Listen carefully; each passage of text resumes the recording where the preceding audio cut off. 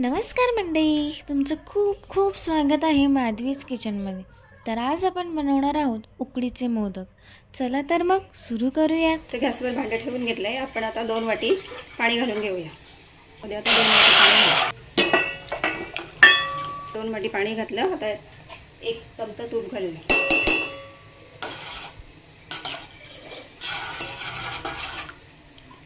थोडं मीठ। पाणी 10 मिनिटं उकळू द्या। उकळण्यासाठी आपण थोडं झाकण ठेवू। मोठ्या गॅसवर उकळायला ठेवू। याच वाटीने 2 वाटी पीठ घेऊ। पाणी आता चांगलं उकळले, पिठाला उकळी।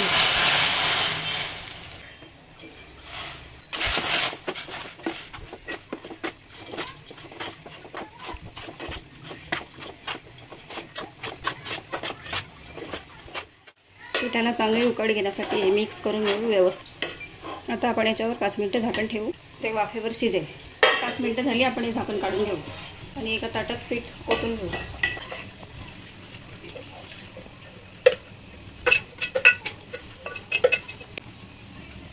जरा थंड झालं 2 मिनिटांनी की आपण मळून घेऊ। आता आपण सारण बनवण्यासाठी पातेलीमध्ये 1 चमचा तूप टाकू।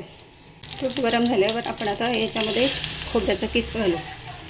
हे खोबऱ्याचा किस 2 वाटी आहे। किस आपण 2 मिनिटं परतून घेऊ।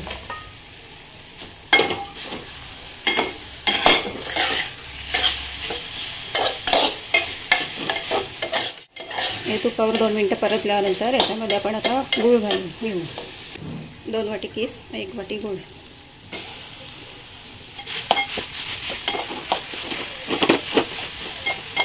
गूळ विरघळेपर्यंत आपण हे असं हलवत राहायचं।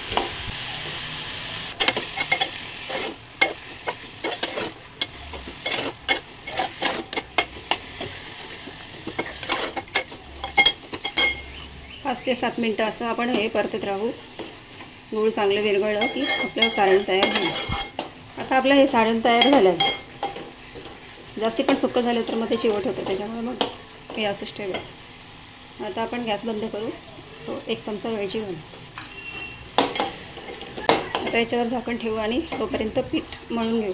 आता हे आपलं पीठ थंड झालं आहे। आता आपण मळून घेऊ। हाताला थोडं थोडं थंड पाणी लावून पीठ मळून घेऊ।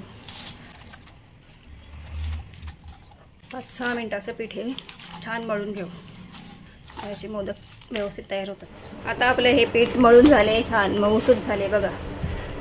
आता आपण याचे मोदक बनवून घेऊया। आपण मोदक बनवायला सुरुवात करतो। आता ह्या चाळणीमध्ये आपण ठेवणार आहेत वाफेवर ठेवायला, म्हणून त्याला आपण तेल लावून घेऊया।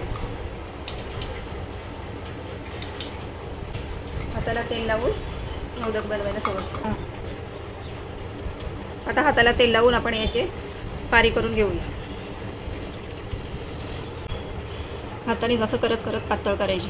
हे आपली झाली। आता याच्यात आपण सारण भरून घेऊया।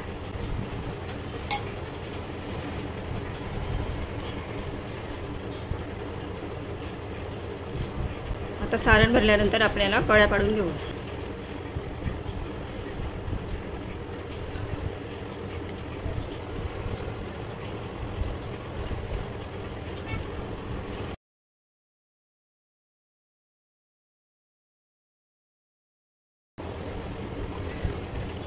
असे सगळे मोदक बनवून घेऊ। आता